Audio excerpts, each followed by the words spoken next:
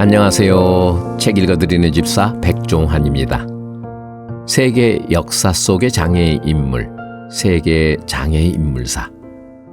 오늘은 정치, 사회, 과학, 예술 분야 중에서 과학 분야에 종사하면서 우리 인류에 큰 영향을 끼쳤던 분들을 살펴봅니다.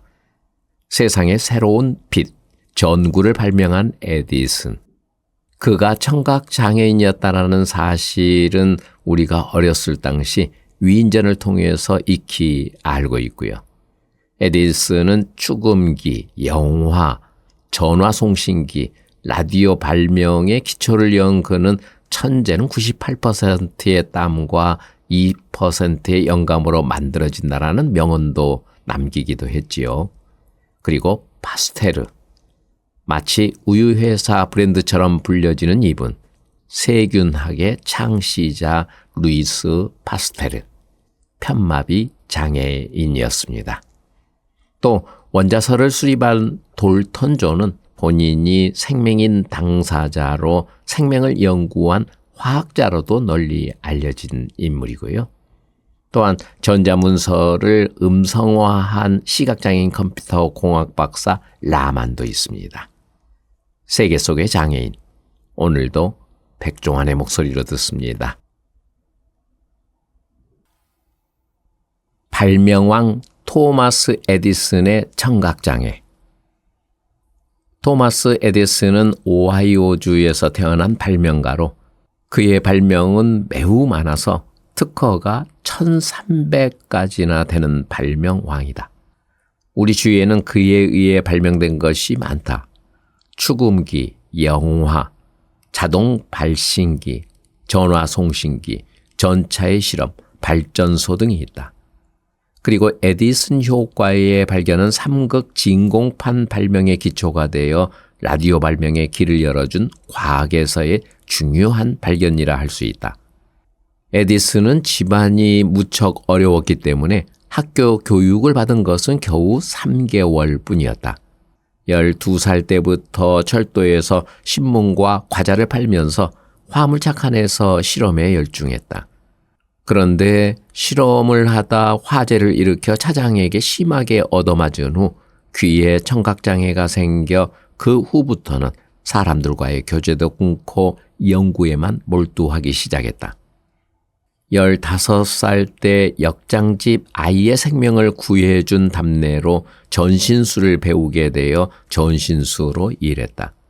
그 무렵 패러데이의 전기학의 실험적 연구라는 책을 읽고 깊은 감명을 받은 에디슨은 그는 그 책에 나오는 실험을 연구하다가 1868년에 전기 투표 기록기를 발명하여 최초의 특허를 받았다.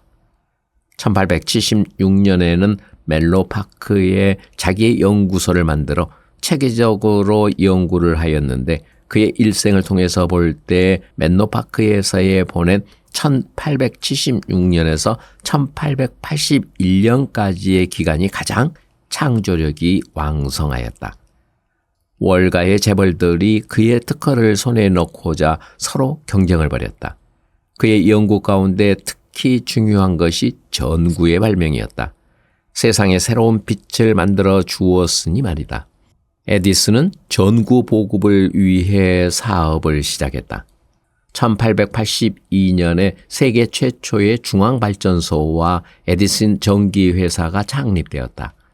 그리고 1883년에 그가 전구 실험 중에 발견한 에디슨 효과는 20세기에 들어와 열전자 현상으로서 연구되고 진공관에 응용되어 전자산업 발달의 바탕이 되었다.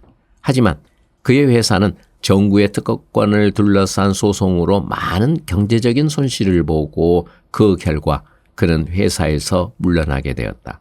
그때 나는 전구를 발명하였으나 전혀 이익을 보지 못했다라고 한 말에는 월과, 즉 독점 자본으로부터 버림을 받게 된 그의 비통한 심경이 잘 나타나 있다. 그가 태어난 밀란의 생가는 사적으로 지정되어 있으며 미시간주 디어본으로 옮겨진 맨로파크의 연구소와 웨스턴 오렌지의 연구소는 각각 박물관으로 남아있다. 그는 천재는 98%의 땀과 2%의 영감으로 만들어진다는 명언을 남겼는데 이 말에서 에디슨이 소리가 잘 안 들리는 자신의 핸디캡을 오히려 깊이 몰두할 수 있는 연구 능력으로 바꾼 피나는 노력가였음을 알 수 있다. 장애 때문에 미생물의 아버지가 된 루이스 파스테르. 세균학의 창시자 루이스 파스테르가 연구에 몰두할 수 있었던 것은 바로 그의 장애 때문이다. 뇌출혈로 쓰러져 좌측 마비가 생겼는데 파스테르는 언제 또다시 쓰러질지 모른다는 불안감 때문에 연구를 서둘렀다. 현대 과학의 입장에서 볼 때 파스테르는 미생물학의 기초를 다지는 데 가장 큰 역할을 한 사람이다. 파스테르는 질병과 미생물을 최초로 명확하게 연결해 전염성 질병의 원인이 병원성 미생물이라는 학설을 완성했다. 파스테르는 1822년 프랑스 주라주에서 태어났다. 유년 시절에 그는 부모와 친구들의 초상화와 파스텔화를 그리는 일 외에는 거의 관심이 없었다. 부친은 아들의 교육을 위해 아르부아로 이사를 갔다.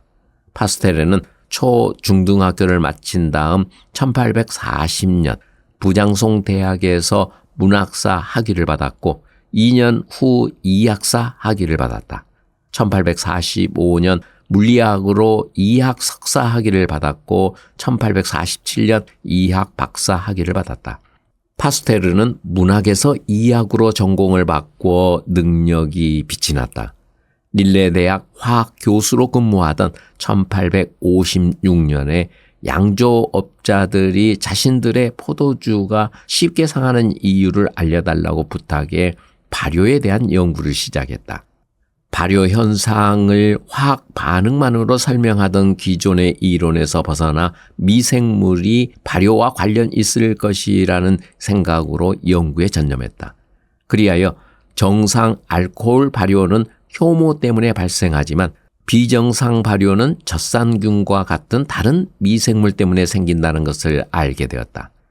미생물이 질병의 원인임을 증명하고 이를 예방하기 위해 1863년에는 저온 살균법을 고안해 발표했다. 1877년부터 인간과 고등동물에 발생하는 감염성 질환으로 관심을 돌린 그는 1880년 가축이 잘 걸리는 전염병인 탄저병과 닭 콜레라에 대한 연구를 시작해 이 질병의 해결을 위한 예방접종법을 개발했다. 그리고 1885년에는 광견병 예방주사를 개발하기에 이르렀다. 각 분야에 걸쳐 수많은 공적을 이룬 그를 기념하고자 프랑스의 과학 아카데미에서는 1888년 파스테르 연구소를 설립하였으며 파스테르는 이 연구소의 초대 소장으로 취임했다. 이 연구소는 현재 프랑스는 물론 세계 의과학 연구의 중심으로서 역할을 수행하고 있다. 뇌출혈 위험에 늘 건강이 문제였던 파스테르는 1895년 73세로 세상을 떠난 후 연구소 지하에 묻혔으며 현재 연구소의 일부는 그를 기념하는 박물관으로 개조되어 관광객들을 맡고 있다. 프랑스가 낳은 19세기의 위대한 과학자인 파스테르가 영원히 사람들의 머릿속에 남게 된 것이다. 파스테르 덕분에 인류가 건강을 지킬 수 있었던 것인데 막상 파스테르 자신은 건강하지도 않았고 장애도 갖고 있었다. 생명을 연구한 화학자 돌턴 존.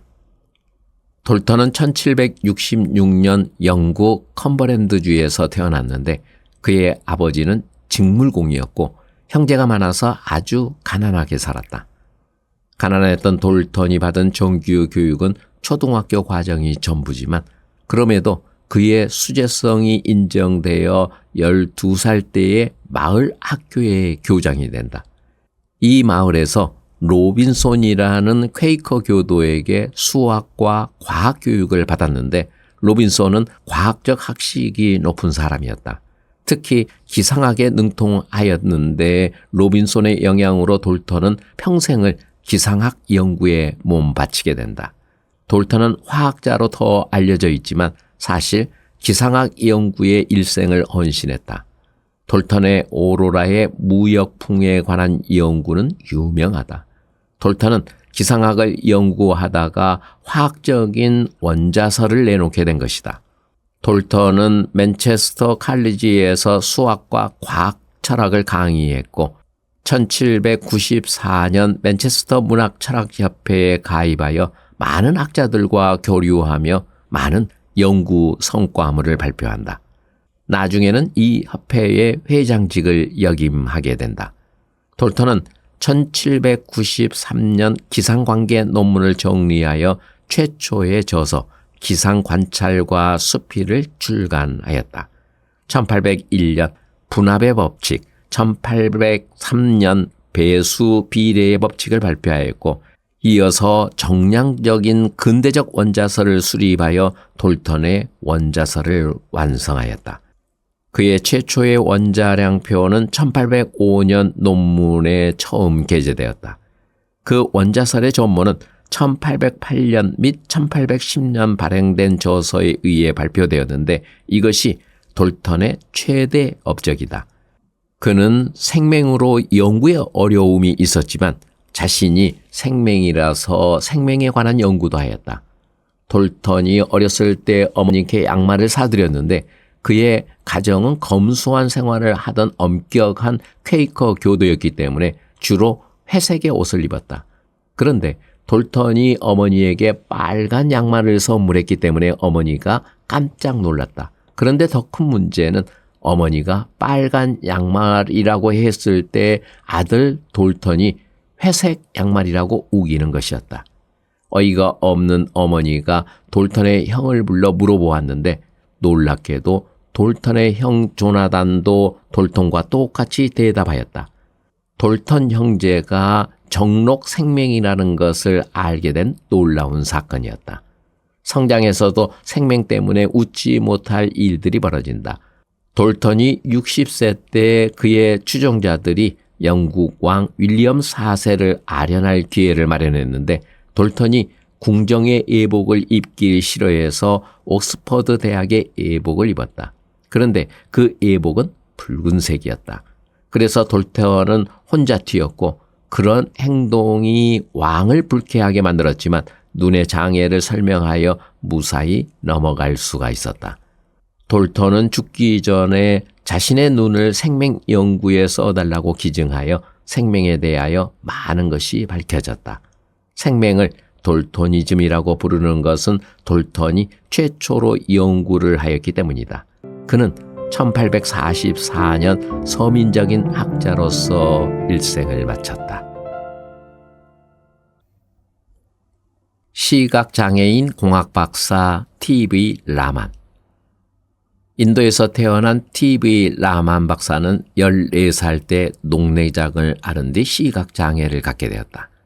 그 뒤 인도 푸네 대학에서 수학학사, 인도 공과대학에서 컴퓨터공학 석사학위, 미국 코넬 대학에서 컴퓨터공학으로 박사학위를 받았다.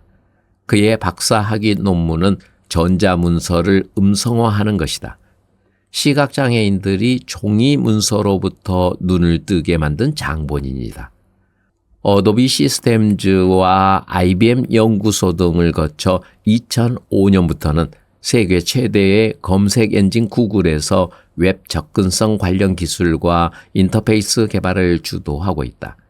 구글은 세계에서 가장 많은 정보를 이용자에게 빠르고 편리하고 정확하게 전달하려는 기치를 내건 검색 기업인데 이용자 가운데 불편을 느끼는 사람이 없도록 하기 위하여 라만은 16년 동안 컴퓨터공학 지식을 바탕으로 웹 접근성을 향상시키는 기술 개발에 몰두하고 있다. T.V. 라만 박사는 구글도 처음에는 장애인을 위한 기술을 개발하는 데서 출발했지만 실제로는 이런 기술이 훨씬 더 많은 이용자에게 더 큰 혜택을 제공하는 결과를 낳게 됐다라며 기존 가정과 전제를 파괴하고 사고의 테두리를 넘어 창의적으로 생각하고 노력하니 이용자에게 훨씬 유익한 보편적 기술을 낳았다고 말했다. 장애인이 편하면 비장애인은 더 편하게 이용할 수 있다는 것이 그의 지론이다.